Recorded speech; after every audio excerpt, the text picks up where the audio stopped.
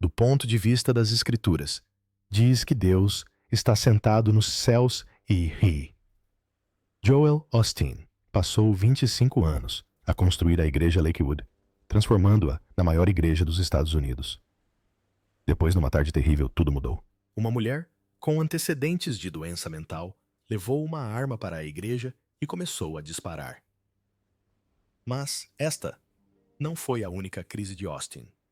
Desde uma controvérsia envolvendo um empréstimo de 4,4 milhões de dólares para o período da Covid-19, até acusações de exploração do seu ministério para obter lucro, esta é a história de como o pastor mais famoso dos Estados Unidos enfrentou os seus dias mais negros. Joel Osteen nasceu a 5 de março de 1963 em Houston, no Texas.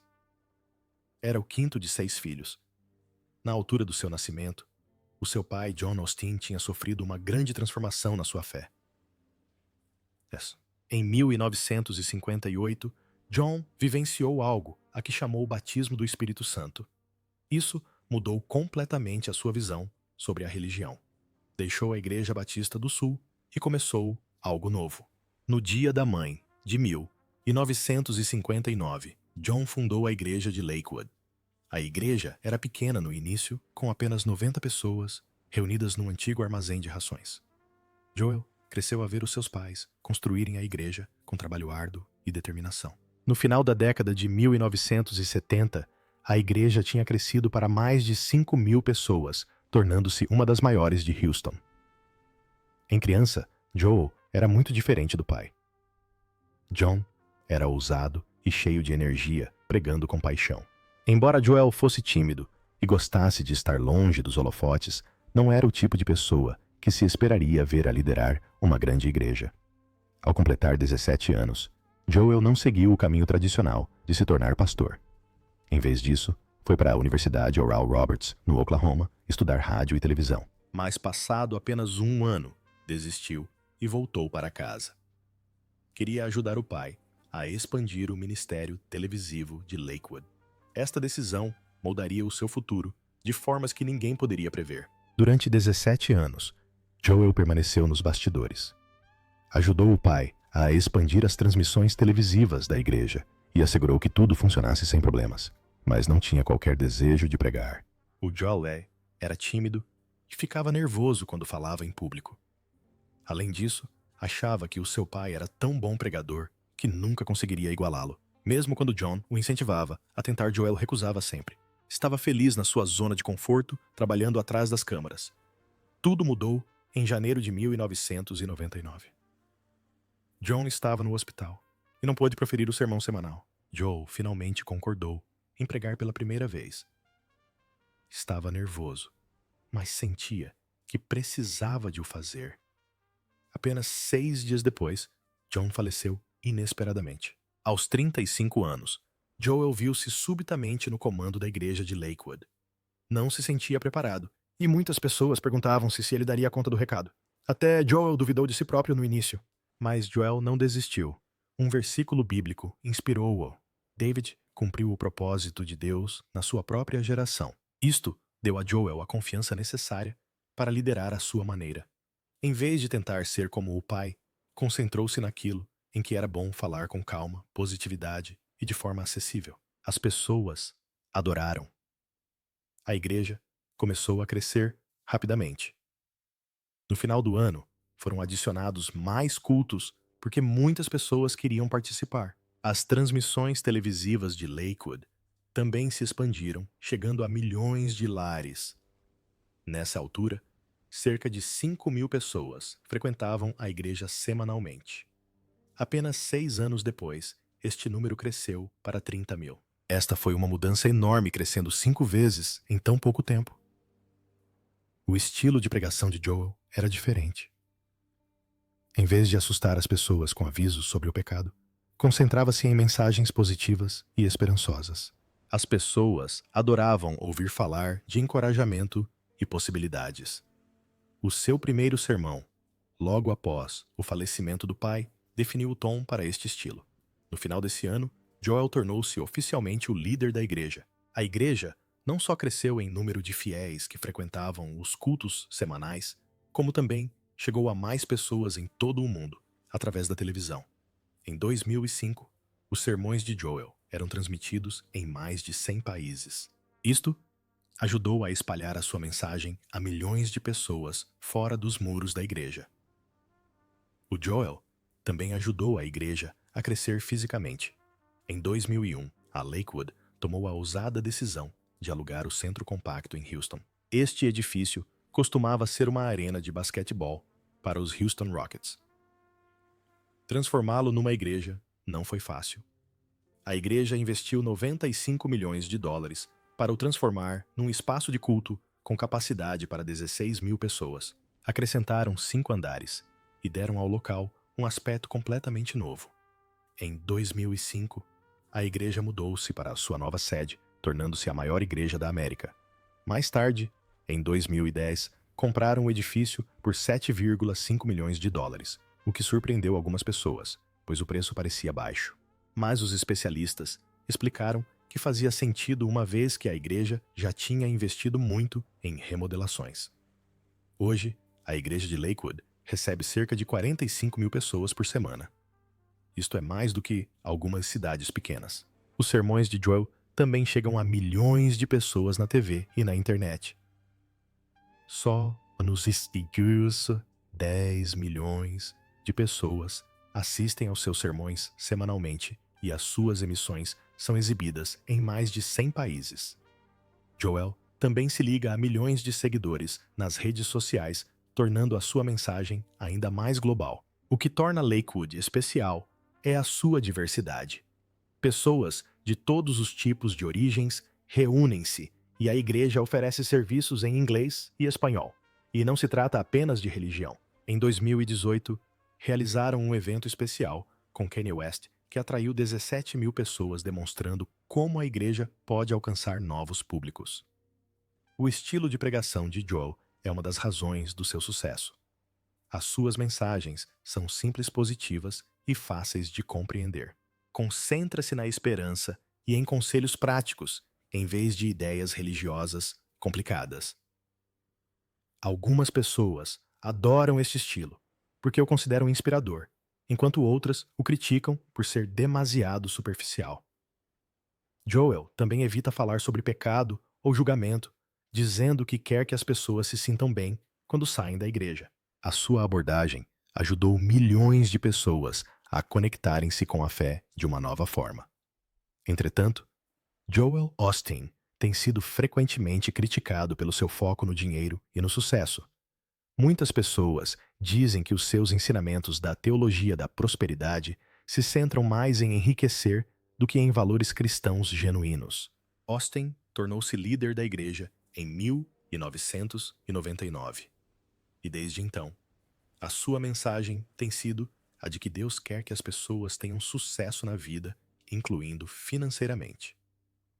O seu livro, Your Best Life Now, A Sua Melhor Vida, agora publicado em 2004, incentiva os leitores a pensarem positivamente e a esperarem bênçãos.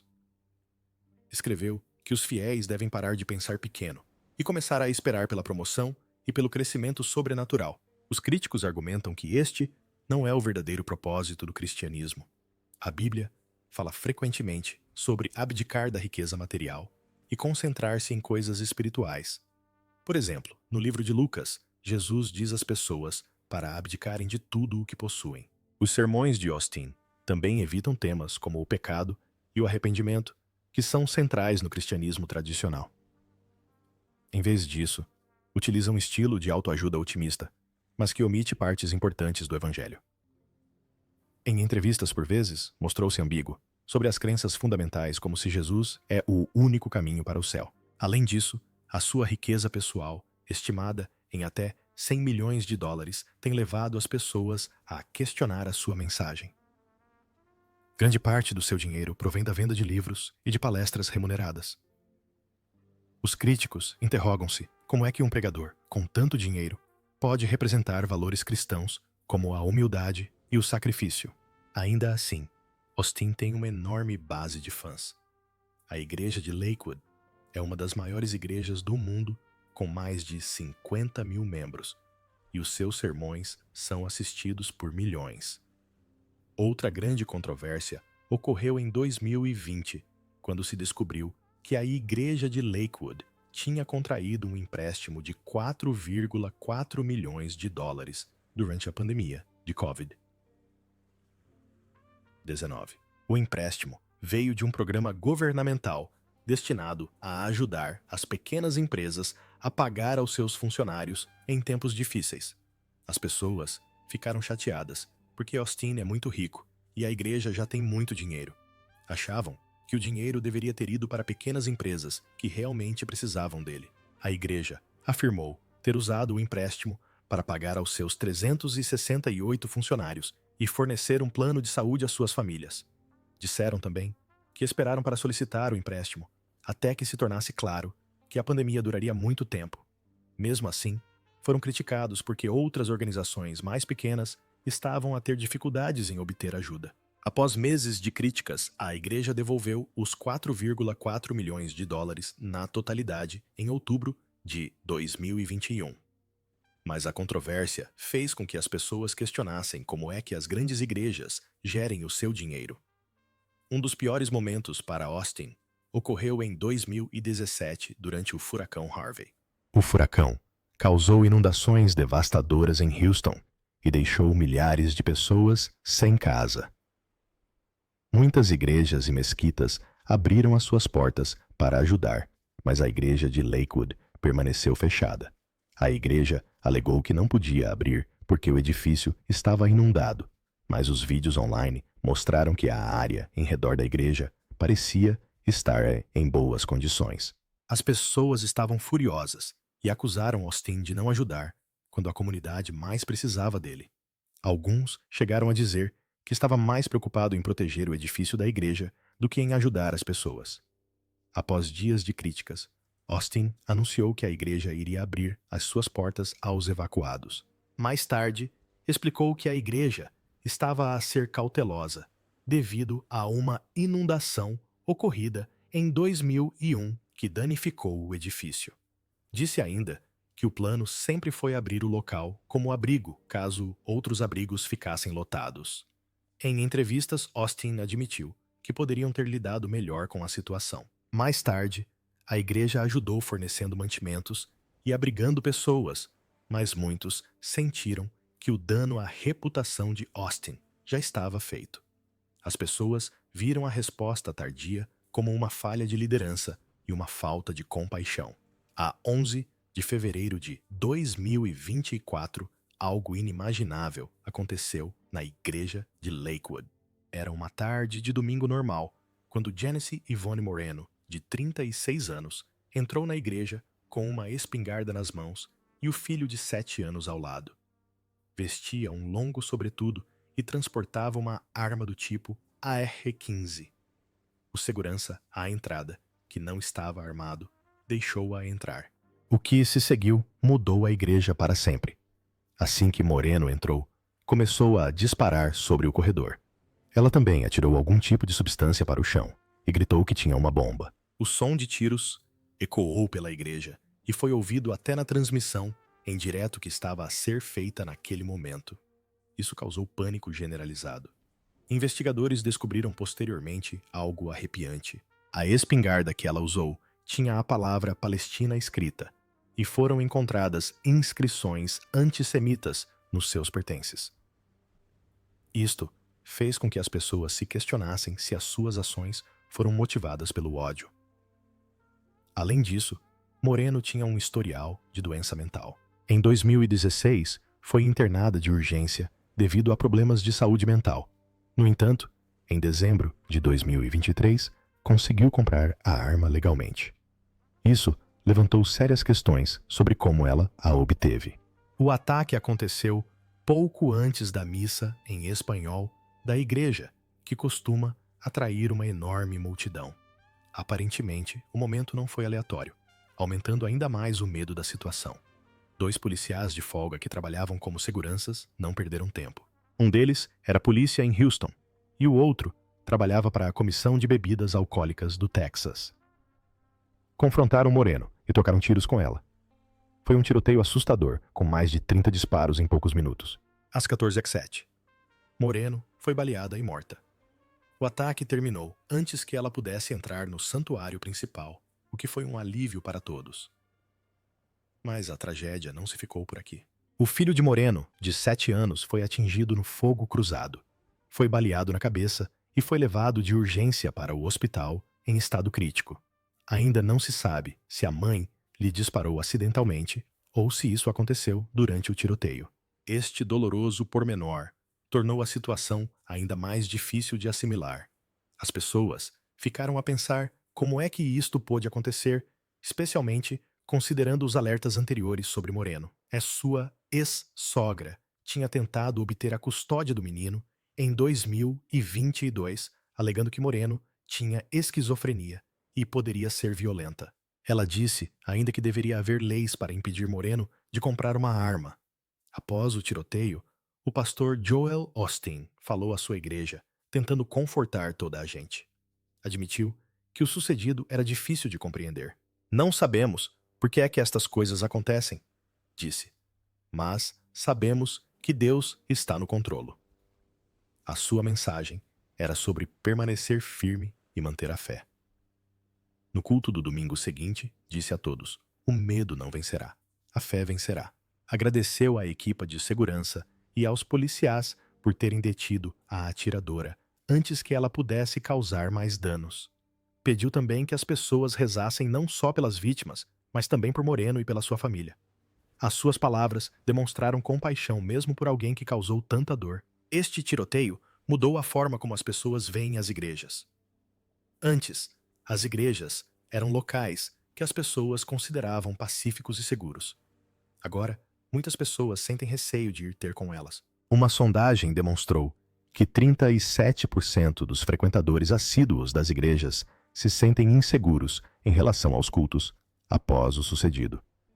Não se trata apenas de se sentir seguro, mas também de como esse medo está a destruir o sentido de comunidade que as igrejas deveriam construir. Os residentes de Houston demonstraram um apoio incrível após o tiroteio.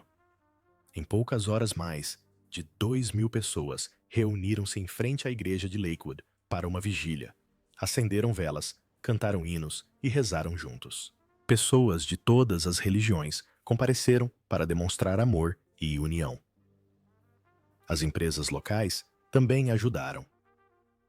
Mais de 50 restaurantes ofereceram refeições gratuitas aos funcionários e voluntários da igreja.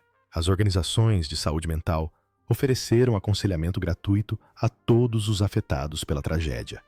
As doações de sangue aumentaram 300% em apenas 3 dias, com muitos dadores a afirmar que o tiroteio os motivou a ajudar. Algo inesperado também aconteceu. Após o tiroteio, a frequência das igrejas em Houston aumentou. Muitas igrejas relataram um aumento de 20 a 30% no número de pessoas que assistem aos serviços religiosos. Parece que em momentos difíceis, as pessoas se voltam para a fé e para a comunidade em busca de conforto e força. O tiroteio deu também início a um grande debate sobre armas e segurança nas igrejas. A atiradora comprou a sua arma legalmente, mesmo tendo problemas de saúde mental. Algumas pessoas dizem que isto demonstra a necessidade de regras mais rigorosas, como verificações de antecedentes mais rigorosas e avaliações de saúde mental. Outros defendem que a presença de segurança armada em Lakewood comprova a eficácia da ideia do bom rapaz armado e que leis mais rigorosas não impediriam este tipo de ataques. Entretanto, Joel Osteen e o seu ministério têm enfrentado muitos desafios e críticas ao longo dos anos, principalmente em relação a questões legais e financeiras. Um dos incidentes mais notórios ocorreu em 2011, quando os músicos Richard Kuplo e John Emanuel processaram Osteen, a sua esposa Victoria e a igreja de Lakewood. Alegaram que a igreja tinha usado ilegalmente a sua música Signaling Through the Flames em anúncios do DVD Supernatural de Osteen. Os músicos afirmaram que a igreja de Lakewood tinha uma licença para utilizar a música durante um ano, mas, após o termo da licença, em fevereiro de 2011, A igreja continuou a utilizá-la sem permissão. Os músicos exigiram 3 milhões de dólares de indemnização, o que levou a uma tensa batalha judicial. O porta-voz da igreja de Lakewood, Don Iloff, rejeitou o processo por ser descabido, alegando que a música era apenas 1 minuto de música de fundo. Esta resposta gerou ainda mais controvérsia, com o advogado do autor a insistir que as leis de direitos de autor se aplicavam a todos, incluindo as igrejas. O caso arrastou-se durante meses, atraindo a atenção dos mídia e levantando questões sobre a forma como as igrejas utilizam materiais protegidos por direitos de autor. Em fevereiro de 2012, um juiz decidiu a favor da igreja de Lakewood, afirmando que o contrato de licenciamento não abrangia as reivindicações feitas pelos músicos. Embora Austin e a sua igreja tenham ganho o caso, deixou marcas na sua reputação e destacou as complexas questões que as mega-igrejas enfrentam quando lidam com a propriedade intelectual. As finanças da igreja de Lakewood também têm sido alvo de escrutínio. A igreja tem um orçamento anual de 90 milhões de dólares e um detalhe dos seus gastos causou surpresa. Num ano fiscal, foram gastos 31,7 milhões de dólares em cultos semanais, 6,7 milhões em eventos como a Noite da Esperança, 25,1 milhões em programas de televisão e 11,5 milhões em custos administrativos. Entretanto, apenas 1,2 milhões de dólares foram alocados a missões e evangelização. Os críticos argumentaram que isto demonstrava um foco na promoção da igreja em vez de ajudar a comunidade. Eventos, como a Noite da Esperança, cobravam 15 dólares por bilhete, aumentando as preocupações sobre a comercialização. A riqueza pessoal de Austin tem sido também um tema bastante discutido. Estima-se que o seu patrimônio líquido seja de 40 milhões de dólares e a sua casa em River Oaks, Houston, vale 10,5 milhões de dólares. A mansão de 1.579 metros quadrados tem 6 quartos, 6 casas de banho, 3 elevadores e uma casa de piscina. Os críticos questionam se tal luxo é apropriado para um líder religioso. Austin explicou que deixou de receber o salário da igreja em 2005 e que a sua riqueza provém dos seus livros, que são best-sellers. Ainda assim, há quem defenda que o amplo alcance mediático da igreja contribui para a venda dos seus livros, confundindo os seus lucros pessoais com os recursos da igreja. A falta de transparência financeira agrava estas preocupações. Tal como outras organizações religiosas, a igreja de Lakewood não tem de cumprir as mesmas exigências de prestação de contas que as instituições de solidariedade. Isto dificulta a verificação, por parte de pessoas de fora da forma como os fundos são utilizados, gerando ceticismo quanto às prioridades da igreja. Em 2007, a Comissão de Finanças do Senado do ZVC Roasa investigou vários pregadores da teologia da prosperidade por possível abuso da sua isenção fiscal. Embora Austin não tenha participado na investigação, trouxe mais atenção ao movimento. Alguns dos pregadores investigados foram acusados de utilizar doações para luxos pessoais, como jatos privados e casas sumptuosas. A investigação não resultou em acusações, mas destacou a necessidade de maior transparência financeira entre as organizações religiosas. O estilo de vida extravagante de Austin tem sido frequentemente comparado ao de outras figuras controversas do Evangelho da Prosperidade. Os críticos afirmam que a sua riqueza não se coaduna com os ensinamentos cristãos sobre a humildade e a ajuda aos pobres. Apesar disso, Austin continua a ser incrivelmente popular. Os seus cultos atraem dezenas de milhares de pessoas todas as semanas e milhões assistem-no pela televisão. Defende frequentemente o seu sucesso, dizendo que as bênçãos de Deus vêm de diferentes formas e que não prega que todos ficarão ricos. Em vez disso, enfatiza que as pessoas devem ter fé na forma como Deus age. Austin abordou também questões sobre a sua casa e estilo de vida. Defende que não é contra a vontade de Deus ter dinheiro e cita figuras bíblicas ricas como Abraão e Job. Quando criticado por não fornecer relatórios financeiros detalhados, Austin destaca o bem que a sua igreja faz como a ajuda humanitária em desastres e ações sociais na comunidade. No entanto, a falta de transparência continua a levantar dúvidas e a gerar debates sobre o papel do dinheiro nas instituições religiosas modernas. A vida de Joel Osteen está repleta de histórias interessantes, tanto pessoais como financeiras. Casou com Victoria Eloff a 4 de abril de 1987 e desde então são parceiros na vida e no ministério. Victoria nasceu a 28 de março de 1961 em Huntsville, no Alabama. Ela não se limitou a ficar nos bastidores. Tornou-se co-pastora na igreja de Lakewood, trabalhando lado a lado com Joel. Tem 2 filhos, Jonathan, nascida em 1995, e Alexandra, nascida em 1998. Ambos cresceram imersos na vida religiosa dos pais e, mais tarde, também se envolveram nela.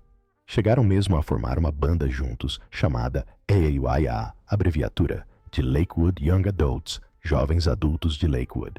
A banda cria música de adoração animada para se conectar com os jovens.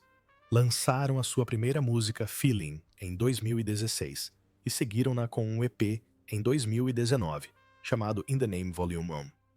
Quando chegou à altura da faculdade, Jonathan e Alexandra surpreenderam muita gente.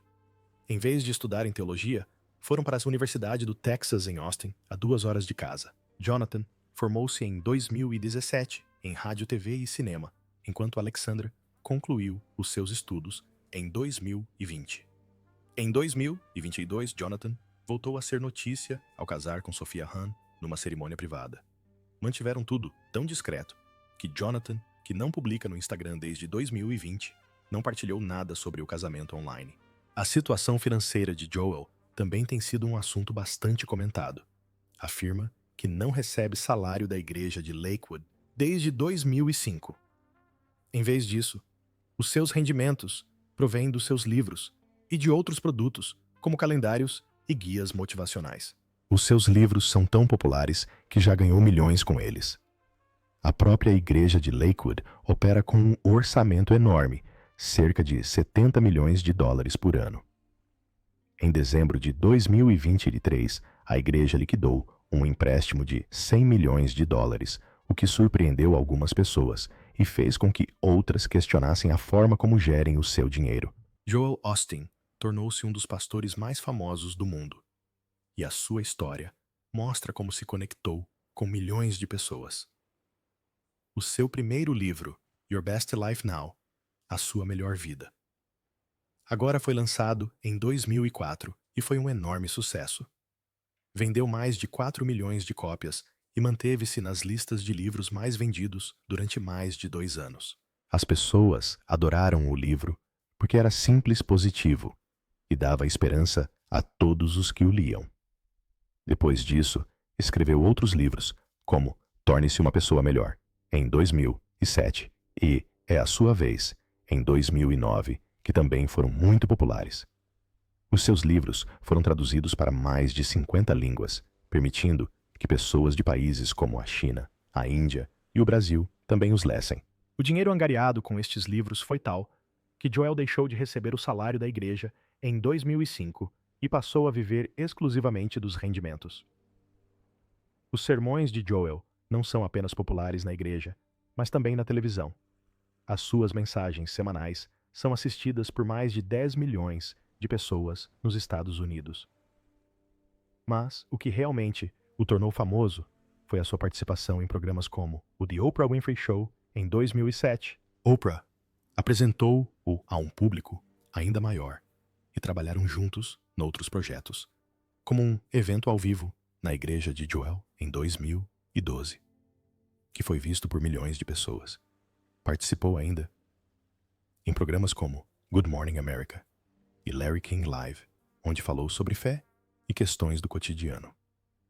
Joel chegou a aparecer em locais inesperados, como na sitcom de Tyler Perry em 2016, onde interpretou-se a si próprio, e no talk show de Jimmy Fallon em 2013, onde fez piadas e mostrou o seu lado divertido. As redes sociais tornaram Joel ainda mais popular. Em 2025, tinha mais de 10 milhões de seguidores no Facebook, 8,5 milhões no Twitter e 5,7 milhões no Instagram. Todos os dias, publica mensagens curtas e positivas que as pessoas adoram partilhar. Por exemplo, uma publicação no Facebook, em 2024, recebeu mais de 500 mil gostos em apenas um dia. Em momentos difíceis, como em 2023, quando a economia estava em crise, a sua mensagem sobre a manutenção da força foi partilhada mais de 1 milhão de vezes e tornou-se um dos assuntos mais comentados. Também faz lives no Instagram respondendo a perguntas das pessoas e dando-lhes esperança. A sua equipa chegou a ser notada pelo Facebook pela sua capacidade em construir uma comunidade online forte. Apesar de toda a fama, Joel continua a trabalhar arduamente como pastor. A sua igreja Lakewood recebe mais de 50 mil pessoas semanalmente, e Joel ministra 2 sermões todos os domingos. Chega cedo para se preparar e encontrar as pessoas, demonstrando o quanto se preocupa. A sua esposa Victoria auxilia-o como co-pastora e outros pastores da igreja gerem o trabalho diário. Joel também criou grandes eventos chamados Noite da Esperança da América, onde discursa para milhares de pessoas em estádios por todo o país. E em 2023, um desses eventos, em Dallas, reuniu 80 mil pessoas. O Joel também enfrentou desafios. Durante o furacão Harvey, em 2017, foi criticado por não ter aberto a sua igreja como abrigo de imediato, mas respondeu prontamente, abrigando centenas de pessoas e ajudando milhares com mantimentos. Mostrou como ele usa a sua fama para fazer uma diferença real quando mais se precisa. A vida de Joel Osteen é sobre espalhar esperança, seja através dos seus livros da TV, das redes sociais ou de sermões presenciais. A sua mensagem positiva tocou milhões de pessoas e continua a inspirá-las em todo o mundo.